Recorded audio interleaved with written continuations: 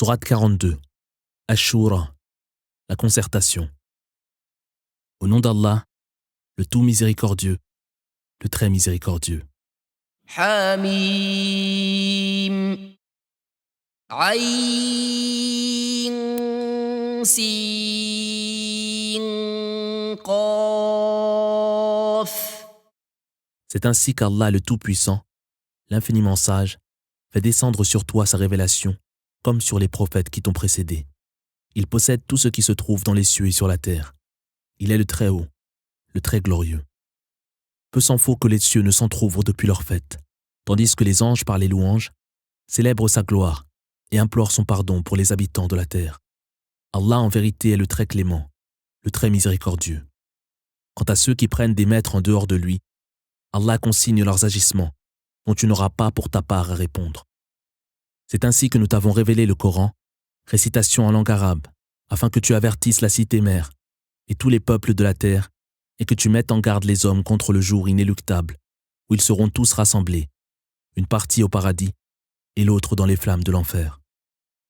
Si Allah l'avait voulu, il aurait fait des hommes une seule nation de croyants, mais il admet qui il veut dans sa grâce, tandis que les impies n'auront ni soutien, ni protecteur.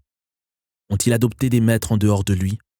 C'est pourtant Allah qui est leur seul maître, lui qui redonne vie aux morts et qui a pouvoir sur toute chose.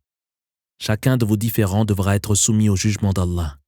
Tel est Allah, mon Seigneur, auquel je m'en remets entièrement, auquel je reviens repentant et me réfère en toutes choses. Créateur des cieux et de la terre, il vous a donné des épouses de votre espèce et a mis à votre disposition des bestiaux, mâles et femelles. C'est ainsi qu'il vous multiplie. Rien ne lui est comparable, et il entend tout et voit tout. Détenteur des clés des cieux et de la terre, il dispense ses faveurs à qui il veut, comblant certaines de ses créatures, accordant aux autres avec mesure. Il a une parfaite connaissance de toutes choses. Il vous a prescrit dans cette religion qui t'est révélée ce qu'il avait prescrit à Noé, Abraham, Moïse et Jésus, d'observer le culte du Seigneur sans jamais vous diviser à son sujet. La foi à laquelle tu appelles les idolâtres leur est tout simplement insupportable. Allah choisit qui il veut parmi ses serviteurs pour en faire ses fidèles adorateurs et guide vers sa religion quiconque se tourne sincèrement vers lui. Or, ils ne se sont divisés poussés par la jalousie qu'après avoir reçu toutes les preuves, sans un décret préalable de ton Seigneur, renvoyant leur châtiment à un terme fixé, leurs différends auraient déjà été tranchés. Ceux qui, après eux, ont hérité des Écritures, sont remplis de doutes au sujet de la foi à laquelle tu les appelles. Prêche donc la vraie foi et suis toi-même la voie droite, comme tu en as reçu l'ordre, sans jamais te plier à leurs désirs. Et dis, je crois en toutes les Écritures révélées par Allah, et ordre m'a été donné de vous juger en toute équité. Allah est notre Seigneur et le vôtre. Chacun de nous sera jugé sur ses actes. Nul besoin de nous disputer. Allah, auquel nous ferons tous retour, nous rassemblera un jour. Que ceux qui s'opposent au sujet d'Allah, aux croyants qui ont répondu à son appel, sachent que leurs arguments sont sans valeur pour leur Seigneur. Ils sont voués à la colère d'Allah et à d'affreux tourments. C'est Allah qui a révélé les Écritures avec la vérité et qui a établi la justice. Qu'en sais-tu? L'avènement de l'heure est peut-être imminent. Ceux qui n'y croient pas te pressent par défi d'en hâter la venue, tandis que ceux qui y croient, ceux qui savent qu'elle est inéluctable, en redoutent l'avènement. En vérité, ceux qui doutent de l'heure sont en plein égarement. Bienveillant envers ses serviteurs, Allah dispense ses faveurs à qui il veut. Il est le fort, le tout-puissant.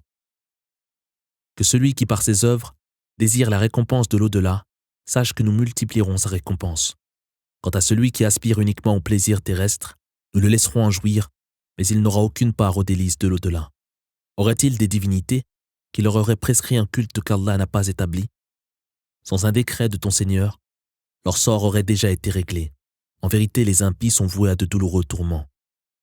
Tu verras les impies terrifiés par le châtiment qui les attend pour prix de leurs agissements, mais qui s'abattra sur eux inexorablement. Quant aux croyants qui auront accompli de bonnes œuvres, ils seront admis dans les jardins du paradis, où tous leurs désirs seront assouvis auprès de leur Seigneur. Telle est bien la faveur suprême qu'Allah annonce à ses serviteurs qui croient et font le bien.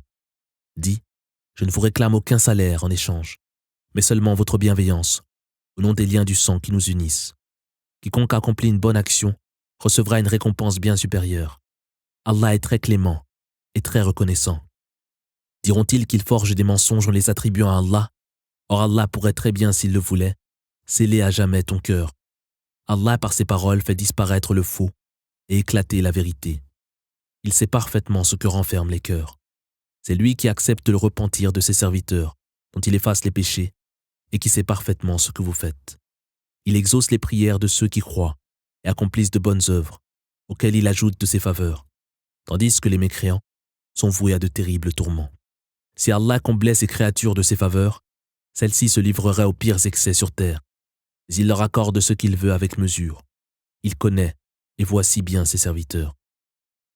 C'est lui qui répand ses grâces sur les hommes, en faisant tomber la pluie qu'ils attendaient désespérément. Il est leur véritable maître, le seul qui soit digne de toutes les louanges.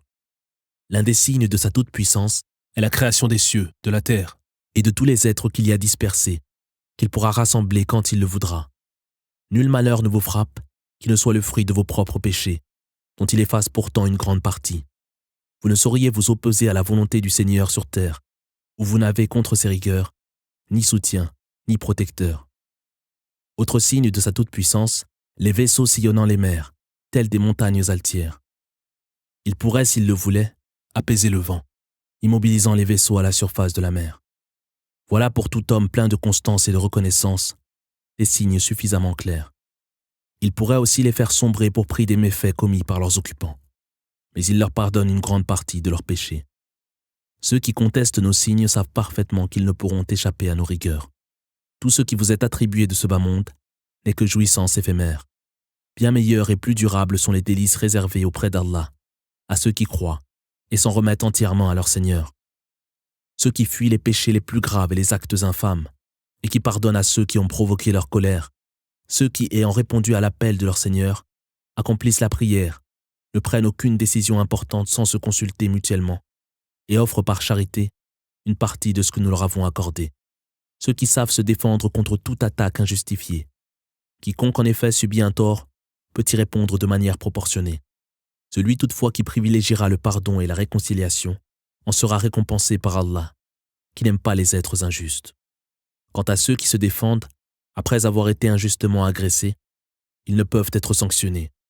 Seuls peuvent être sanctionnés ceux qui s'attaquent en premier aux autres et les agressent injustement. Ceux-là sont voués à un douloureux châtiment.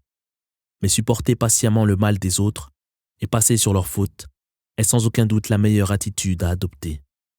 Celui qu'Allah laisse s'égarer ne trouvera nul maître pour le guider. Tu verras les impies s'exclamer à la vue du châtiment. Y a-t-il un moyen de revenir à la vie terrestre? Tu les verras, au moment où ils seront exposés au feu, yeux baissés de honte et de terreur, jetant des regards furtifs. Les croyants diront alors: les plus grands perdants le jour de la résurrection sont ceux qui ont provoqué leur ruine et celle de leurs proches. En vérité, les impies sont voués à d'éternels tourments. Nul ne pourra les sauver du châtiment d'Allah. Celui qu'Allah laisse s'égarer ne saurait trouver la voie du salut. Répondez à l'appel de votre Seigneur avant l'avènement d'un jour décrété par Allah, que nul ne pourra repousser. Rien ce jour-là ne pourra vous mettre à l'abri du châtiment, et vous ne pourrez contester vos péchés. S'ils persistent à se détourner, qu'ils sachent que nous ne t'avons pas envoyé pour surveiller ces gens, dont tu n'es en rien responsable, mais uniquement pour transmettre notre message. Lorsque, par un effet de notre grâce, nous accordons à l'homme quelques faveurs, il s'en réjouit avec insolence. Mais qu'un malheur le frappe pour prix de ses méfaits, et le voilà plein d'ingratitude. Allah règne en maître absolu sur les cieux et la terre. Il crée ce qu'il veut, faisant don de filles à qui il veut, et de garçons à qui il veut, ou accordant à la fois des garçons et des filles, et il rend stérile qui il veut. Il est omniscient et omnipotent. Allah ne saurait s'adresser à un être humain, si ce n'est sous forme d'inspiration, ou de derrière un voile, ou encore par l'intermédiaire d'un messager qui lui est envoyé pour lui révéler sur ordre d'Allah ce qu'il veut. Il est très haut et infiniment sage. C'est ainsi que nous te révélons un livre émanant de nous. Tu ne connaissais pas les Écritures avant cela, ni même la vraie foi. Mais nous en faisons une lumière, par laquelle nous guidons qui nous voulons parmi nos serviteurs. Tu guides en vérité les hommes vers une voie droite, la voie d'Allah, auquel appartient tout ce qui se trouve dans les cieux et sur la terre. C'est à Allah en vérité que tout doit faire retour.